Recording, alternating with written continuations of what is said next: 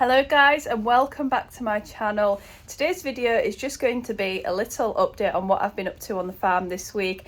I know last week I said I had a big announcement, but I'm just not quite ready to share it with you yet, so you're going to have to hold on a little bit longer.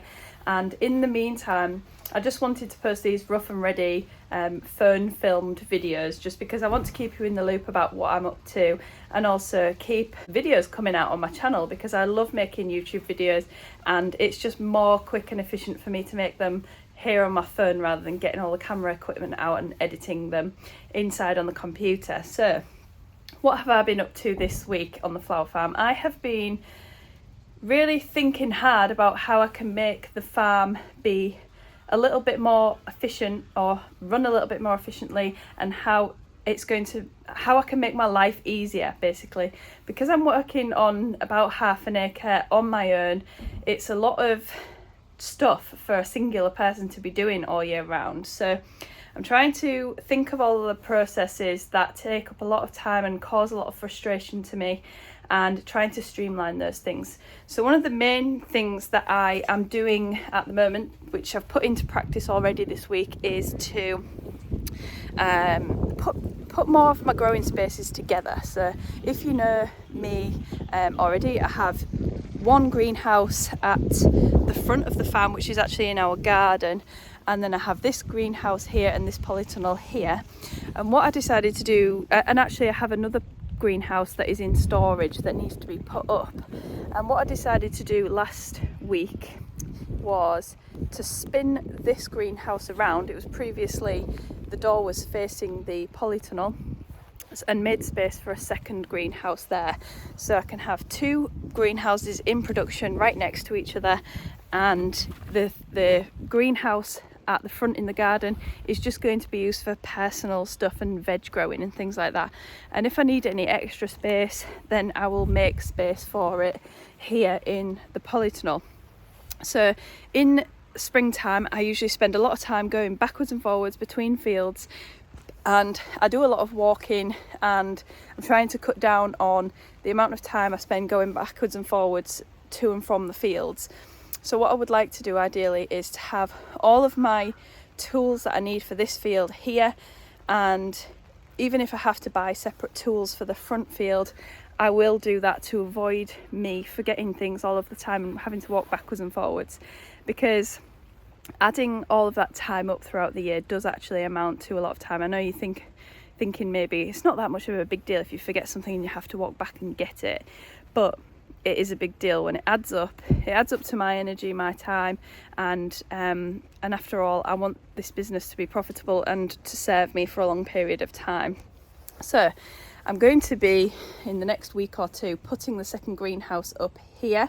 I borrowed some glass from that second greenhouse just to fill in the broken panes that were in this greenhouse here, and I think I'm going to have to buy quite a lot of new glass for the other greenhouse because it is second hand. I'm also planning on getting rid of all of the stuff that I don't use that is taking up space on the farm. So I do tend to use these sometimes, but not all of the time. So I need to sort of maybe set those aside and have a look at whether I actually need them or not. I think part of the problem is that I feel guilty for throwing plastic away because of obviously environmental concerns, but in the actuality, it's just cluttering my space, cluttering my mind because it's there, and it makes me feel guilty that I'm not using it. So I'm either going to have to offer it to other people to see if they want to have my old stuff second hand, or I'll have to find a way to recycle it. So I have lots of like odd shaped pots and trays and things that aren't really that useful, so I'm thinking about getting rid of things like that.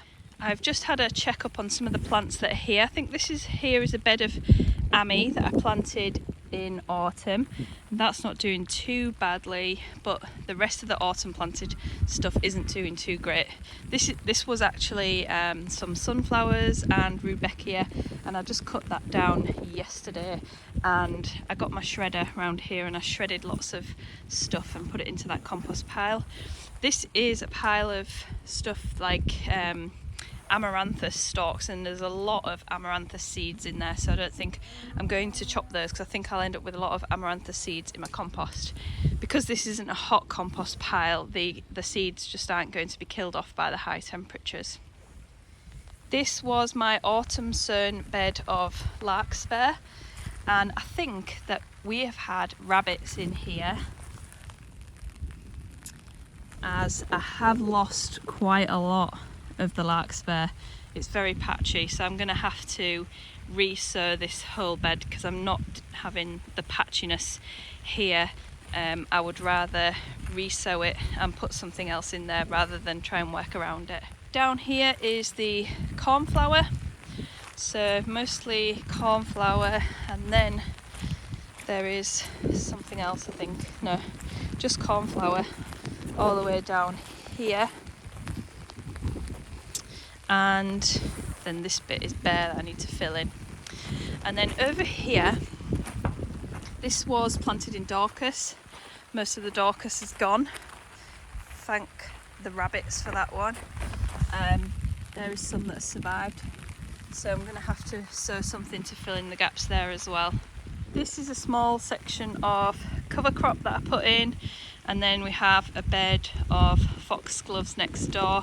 We're going to have lots of foxgloves this spring because that whole row there is a mixture of foxgloves and other biennials, so looking forward to that. I think I put lots of peach colours in, so that's going to be really, really nice come spring. And then here, I showed you this last week, this is the cover crop, and this is it unfrozen. So what I'm going to do when it comes to planting time is pull this silage tarp across and just kill that off for a couple of weeks.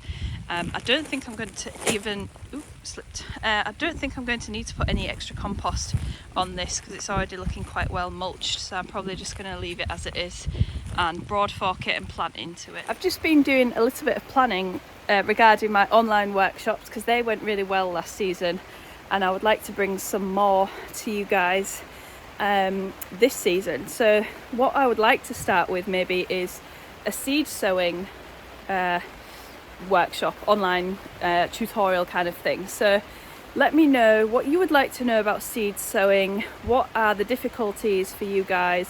What would you like to know about how I do it, and what do you think would really help to be included within a seed sowing course? I've just received a delivery, seem to be getting a lot of deliveries at the moment, for my veg patch. So in last week's video I mentioned that I want to be growing a lot more of our own veg next year, and I've ordered a few rhubarb crowns. I really do love a good bit of rhubarb and custard, or I really like stewed rhubarb on yogurt for breakfast. That is the ultimate breakfast for me. And I also have some blueberry plants. However, I do have alkaline soil around here, so we're going to have to see how we are going to work with that one. The other thing is that I have is asparagus crowns, so I'm looking forward to planting those. However, I was watching Charles Dowding, no, it wasn't Charles Dowding's video, it was somebody else's video last night, and they mentioned that 50 plants was an adequate amount for a family of 4, and I've got 8. So I think I need to purchase a few more asparagus plants to supply the demand for asparagus. So I'm looking forward to that, and also when the asparagus becomes asparagus fern, then that's going to be really useful for the flowers as well. I really love using asparagus fern in my arrangements. I have a couple of plants, I think 3, that I started from seed in the polytunnel, and they produce spears every year now. So I might even grow some more asparagus from seed because I've done it before and I know that it is possible. No germination on the onions yet, but there was one seed that I saw the other day that had put its root down. So I know that they're doing something, but I can't find it now. If you're anything like me, you'll be a centimetre away from each seed about 3 times a day, checking to see whether there's any germination. This is my Lisianthus. I would say, I haven't properly counted, but I would say there's maybe about 40 or 50% germination. some tiny little seedlings there. It'll be enough for me to play with anyway for this season, and then if I want to do it a little bit more seriously next year, then I can give it a go. I mentioned last week that I was using cling film on top of these soil blocks, which seemed to be working okay, but then when I lifted up the cling film to check on these onion seeds, I noticed that the seeds were all sticking to the cling film underneath. So I went and found these domes in my shed and cleaned them up, and these are a lot better, and the plants aren't coming into direct contact with the wet cling film, so hopefully we're not going to get too many issues with damping off and the seedlings rotting away. These are Colibri poppies. I can see a couple of seeds cracking open here, but I won't be able to show them on the camera. Maybe next week we'll have a bit of growth on those. This heat mat is on a thermostat, by the way, so that is the sensor for the temperature, and then there's the thermostat. It clicks on and off when it falls above or below 20 degrees.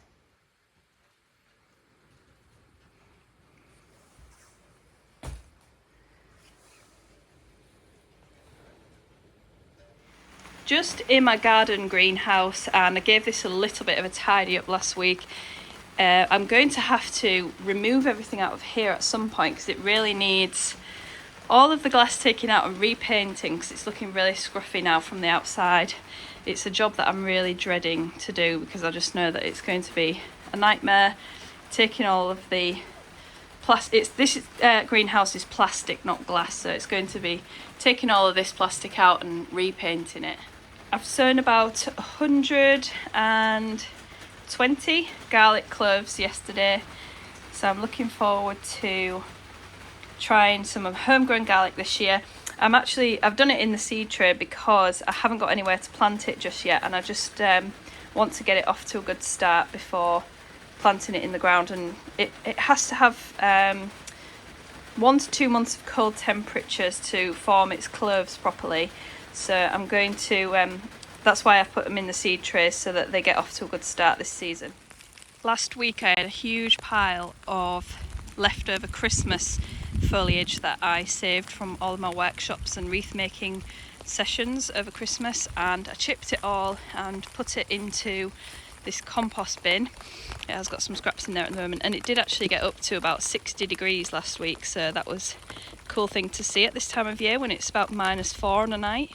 This is some willow offcuts that I when I was making the willow hoops, you can probably see one in the corner there, that I made at Christmas for some larger wreaths that I was doing. These were just the offcuts from the wreath making, and they have rooted in this jar of water, and this water was actually frozen solid a couple of weeks ago when it was really cold.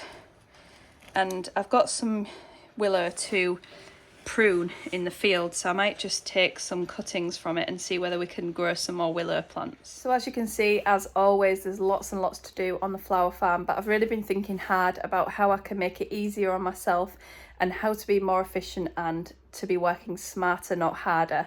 So I would love to know if you guys have any suggestions, anything that you are implementing already.